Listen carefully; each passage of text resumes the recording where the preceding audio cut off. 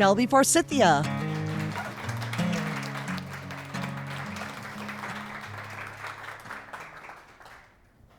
A few years ago, I was on the phone with a grief client named Marie, who had suffered the devastating loss of a baby.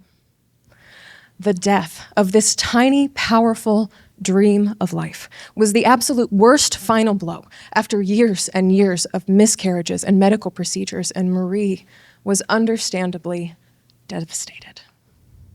During this session, Marie told me a story about a friend of hers, an acquaintance, who had just announced her pregnancy on Instagram.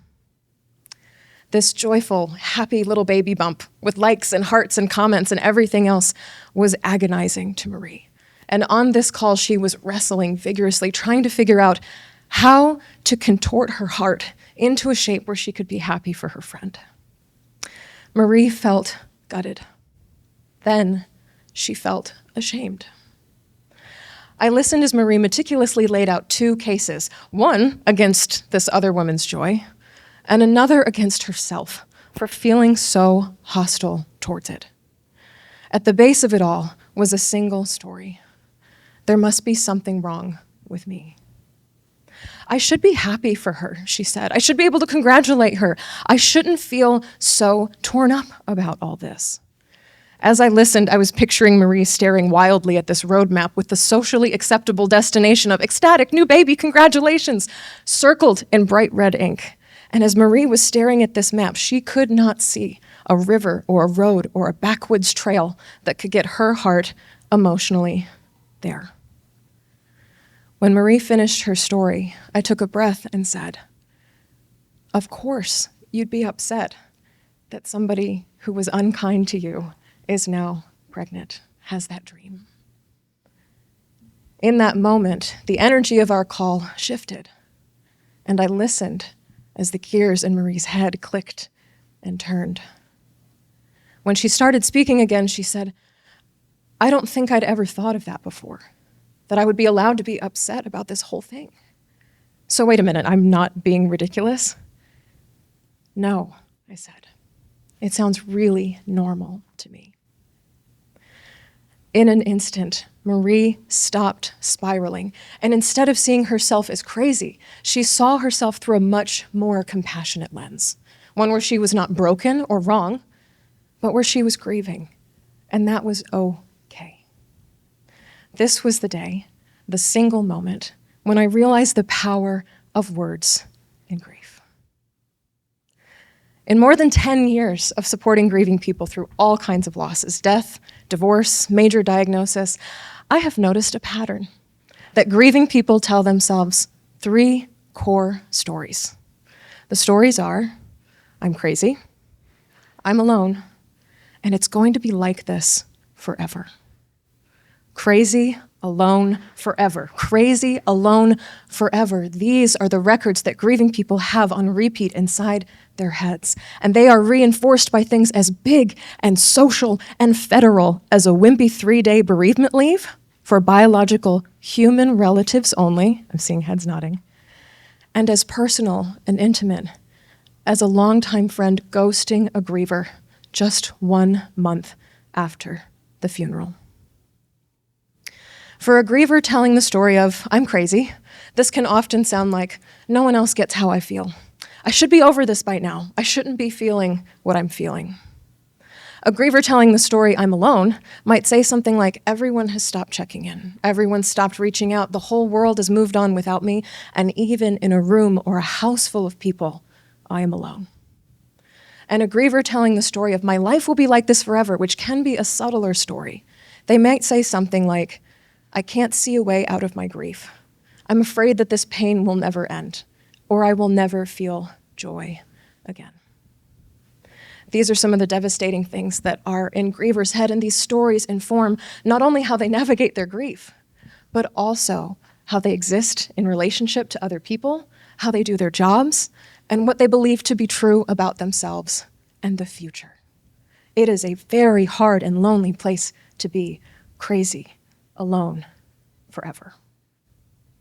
And here's the part we don't talk about enough that grievers would like you to know. When grievers suffer a devastating loss, they're not just grieving the main event, like the death of a loved one, the number one thing they grieve is the friends, family, coworkers, and neighbors who fall away or fail to meaningfully comfort them because they just don't know what to say. Grieving people do not want to feel abandoned. Supporters don't want to unintentionally vanish, but in the silence that exists between the two of them, relationships weaken and fracture and even often end. In all of my years of grief coaching, here is what has surprised me most.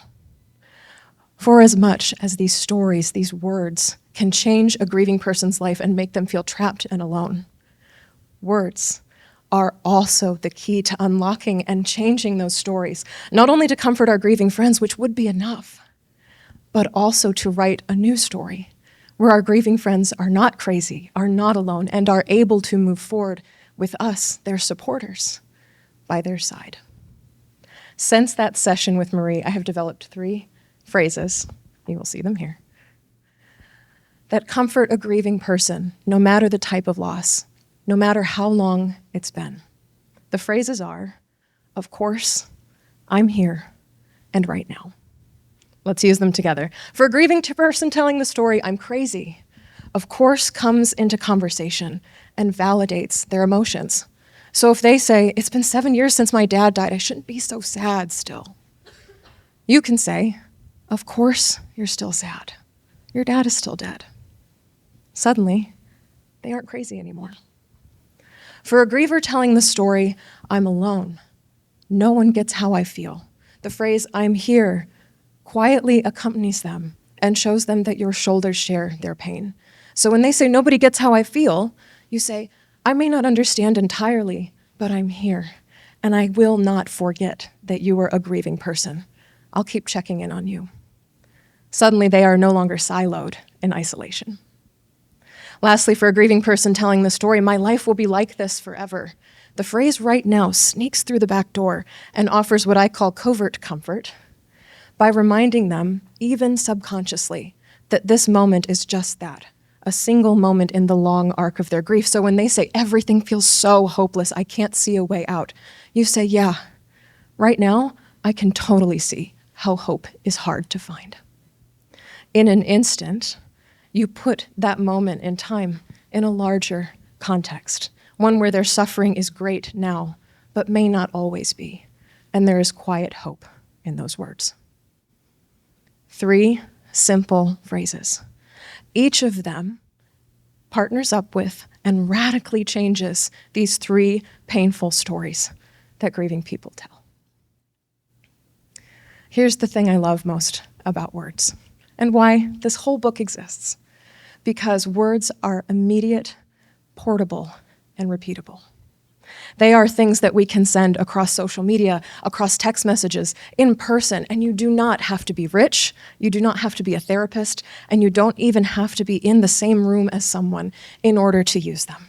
Said very, very simply, words are the best and most powerful free grief support tool that any of us has at our disposal. And when we change our words, we can change the way that people respond to grief. So the next time someone that you care about is grieving, whether they're grieving a relationship, a dog, a job, a marriage, a dream, a family member, a loved one, a new diagnosis, know that you do not need to solve their grief or fix their pain for them. In fact, you probably can't. But with your words, you can make them feel less crazy. You can help them to feel less alone. And you can create a world where the pain and suffering of this moment does not last forever and ever. Your biggest grief support asset is not your money, your energy, your emotional intelligence, or even your time. It is your words. And you don't need the perfect, profound speech. You don't need platitudes. All you need is 3 simple phrases. Of course, I'm here, and right now. Thank you.